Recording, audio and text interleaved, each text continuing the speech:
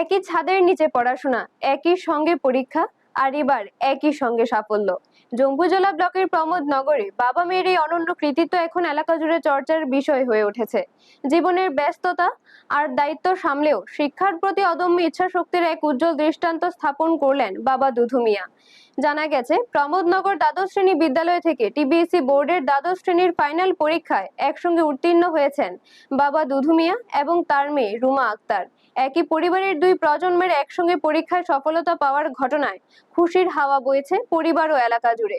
দুধু মিয়া জানান, সংসারের দায়িত্বের কারণে মাঝপথে পড়াশোনা বন্ধ হয়ে গেলেও শিক্ষার ইচ্ছা কখনো হারিয়ে যায়নি। মেয়ের উৎসাহেই আবার পড়াশোনা শুরু করেন তিনি। অন্যদিকে রুমা আক্তার বলেন, বাবাকে পাশে নিয়ে একসঙ্গে পড়াশোনা ও পরীক্ষায় অংশ নেওয়া ছিল তার কাছে এক অন্যরকম অভিজ্ঞতা। এখন বাবা ও মেয়ের ইচ্ছে একসঙ্গে কলেজে ভর্তি হয়ে উচ্চশিক্ষা চালিয়ে যাওয়ার। তাদের এই সাফল্য সমাজের কাছে শিক্ষার গুরুত্ব এবং ইচ্ছা শক্তির এক অনুপ্রেরণামূলক বার্তা বহন করছে। ব্যুরো রিপোর্ট, নিউজ তৎকাল 24। মোদি, আপনার স্বামী তো দুধু মিয়া, হ্যাঁ, কেমন লাগছে?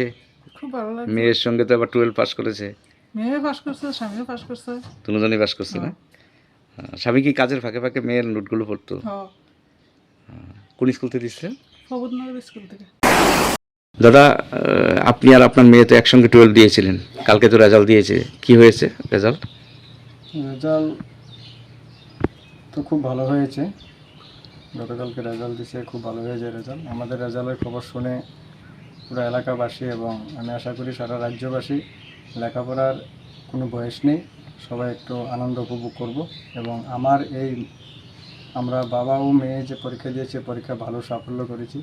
এই সাফল্যকে সবাই দেখে এবং শুনে নিউজে সবাই উৎসাহিত হবে এবং আমার মতো অনেকেই পরীক্ষা দেওয়ার জন্য উৎসাহ হবে বলে আমি আশা করি।